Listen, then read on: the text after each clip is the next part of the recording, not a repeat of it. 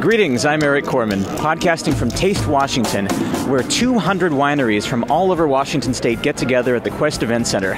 There's going to be about 800 wines poured, 200 wineries pouring between 3 and 5 wines each, so it's literally all about pacing. The thing that was particularly noteworthy about your wine is that in 1988, it was your Merlot that basically brought my wife and I together at a wine dinner. Love that. How many stories like that do you hear? We don't hear lots and lots, but we did actually make our own wedding wine. It was a sparkling Riesling, 1983 vintage, that we served at our wedding in 1984. So I like that story. I'm with Mark Notaro, the winemaker for Col Solare, which I have to say, of all the hundreds of wineries in Washington State, is my favorite. And so I feel honored to be standing here with Mark.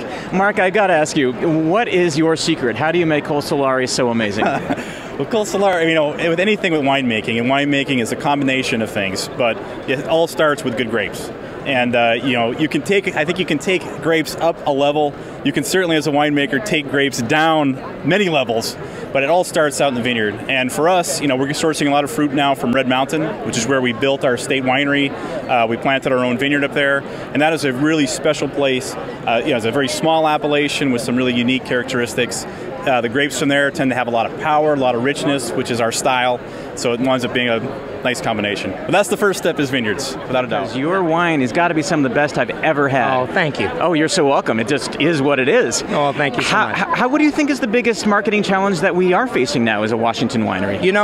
The trade, pretty much nationwide, really the trade being the retailers, the restaurateurs, sommeliers, they understand how great Washington has become, but consumers around the country still aren't aware. Now, consumers locally here in the Washington and Seattle area are very much aware of how good our Washington wines are, but it's the consumer outside the state. And what I believe is happening is, although the trade outside the state understands it, for every 100 wines they recommend, they maybe recommend 2 Washington in those 100. And that's the thing, we have to get that up to 5 or 6 out of 100 that they recommend. And then the consumers outside this state will understand just how great, world-class our wines really are. How is it that we get people to sort of leave their pompous selves behind and just sort of chill? We just ignore them and just find the people that are not that way, and we'll be good. And wine is, the exploration of wine is an exciting thing, and sometimes we take it a little too serious, but, people should just like what they like, enjoy what they enjoy, and just explore it and not get too wrapped up in it, I think. Well, I think about beer marketing, and they have girls in bikinis, and they have monster trucks, and they've got sort of a lifestyle that they portray. Do we need a similar thing for wine?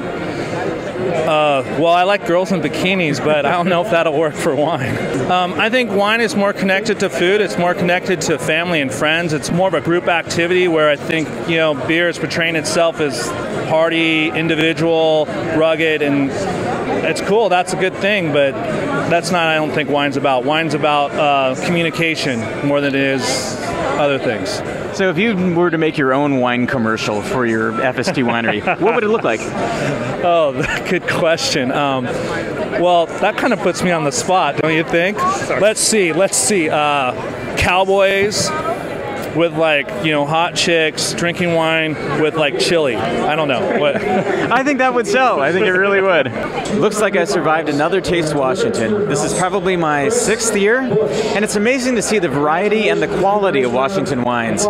We've really come a long way, and I have to say I'm really lucky to live where I do. It's just a matter of time until the rest of the world discovers what we already know. Thanks for listening. If you have any comments, questions, suggestions for future podcasts, or complaints, feel free to visit my website. It's arikonline.com, ARIK online.com.